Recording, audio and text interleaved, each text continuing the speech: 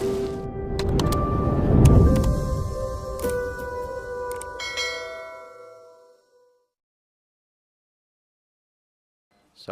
warahmatullahi wabarakatuh. Saya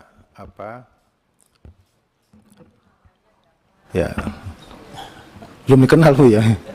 Saya Muhammad Nur Purnamasidi dari fraksi Partai Golkar Dapil Jatim 4 Jember dan Lumajang.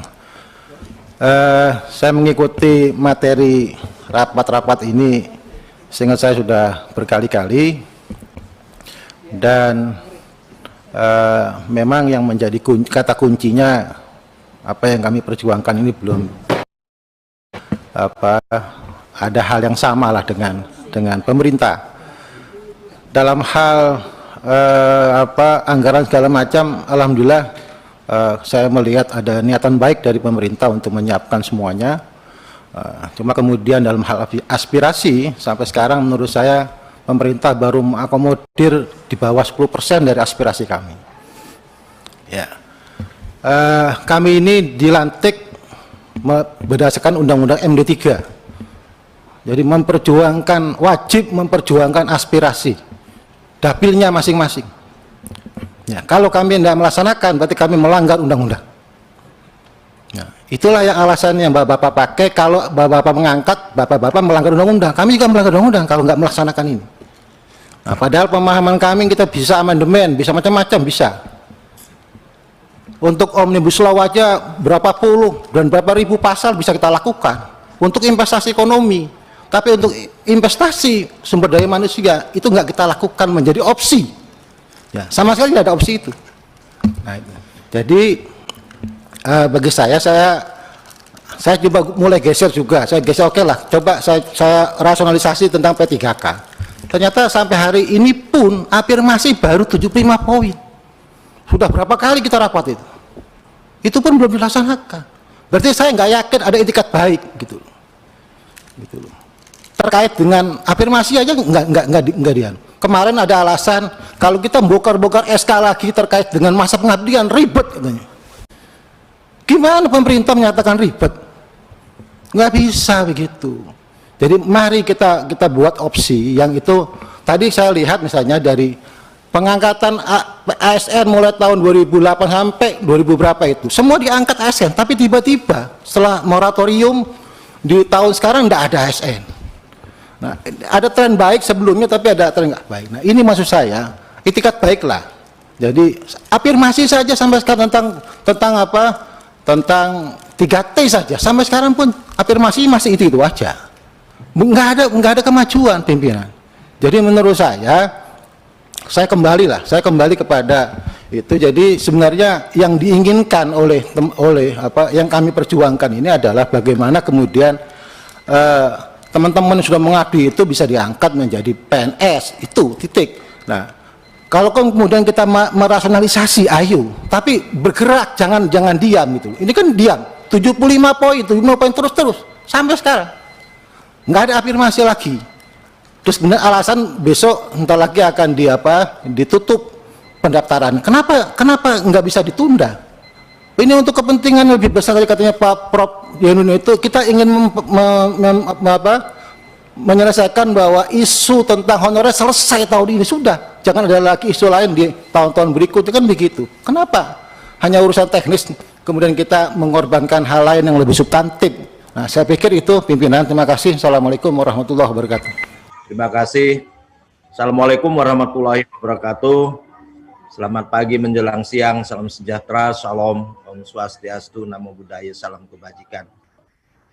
Pimpinan dan para anggota Komisi 10 yang saya hormati, Bapak-bapak, para narasumber, mitra dari Kementerian Keuangan, PKN, Menpan, Kemendikbud, terutama Pak Dirjen, dan juga dari Kementerian Dalam Negeri, Pak Dirjen yang saya hormati. Impact dari apa yang tadi disampaikan, baik terutama dari para narasumber dari berbagai kementerian terkait tentang bagaimana nasib para guru honorer ini, jujur saya menilai bahwa pemerintah setengah hati, tidak serius, bahkan lebih banyak PHP ketimbang mau menuntaskan secara tuntas, ya, mau menyelesaikan secara tuntas pengangkatan guru-guru honorer sudah mengabdi secara nyata sekian lama di negara Republik ini dan menyelamatkan dunia pendidikan kita. Yang pertama, tuntutan tadi juga disampaikan oleh beberapa teman. Mereka minta diangkat sebagai PNS. Sampai hari ini tidak ada jawaban, walaupun jawabannya hanya normatif. Karena undang-undang tidak mengizinkan. Ya, DPR, pemerintah itu pembuat undang-undang. Dan undang-undang itu dibuat oleh manusia. Bisa saja undang-undang ini disesuaikan dengan kepentingan. Yang penting adalah bagaimana mencerdaskan seluruh rakyat Indonesia dan menjamin bahwa tenaga-tenaga honorer yang sudah mengabdi ini bisa mendapatkan haknya, diangkat sebagai pegawai negeri sipil, terutama untuk guru-guru yang non kategori yang sudah berusia 35 tahun ke atas. Jadi mohon ini dijawab. Kemudian yang kedua, keseriusan ini, ketidakseriusan ini juga terlihat dari beberapa kali RDP sudah disinggung bahwa belum ada surat resmi ke daerah untuk pemberitahuan bahwa gaji-gaji guru P3K dan tunjangannya itu diperhitungkan dalam APBD. Nah, nyatanya sampai hari ini belum ada pemberitahuan resmi kepada daerah, ya. Nah, ini juga kayaknya tidak serius gitu. Kalau serius kan ini, kalau memang rekomendasi dari Komisi 10 diperhatikan, pasti sudah disampaikan, ya. Pasti surat-surat yang diperlukan sudah sampai ke daerah-daerah. Nah, jadi yang ketiga, kami tetap minta juga afirmasi. Kalau sudah selesai ya? Ya, setengah menit lagi Pak Ketua. Ya, untuk penerimaan ini kami juga tetap minta supaya jangan dites, ya, tidak melalui seleksi yang seperti yang sudah disampaikan. Karena kalau kita mau jamin mutu pendidikan, jangan disalahkan pada mereka. Jangan kesalahan negara lalu ditimpakan pada para guru honorer ini. Guru honorer ini saya kira tidak berkontribusi terhadap jatuhnya atau terpuruknya mutu pendidikan di Indonesia. Itu saja Pak Ketua, terima kasih. Assalamualaikum warahmatullahi wabarakatuh. Ya, silakan Bu Ketua.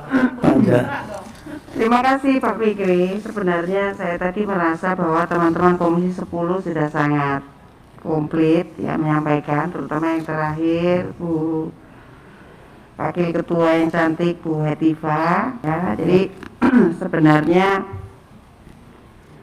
sudah jelas dan terang benderang keinginan pemerintah juga memang sudah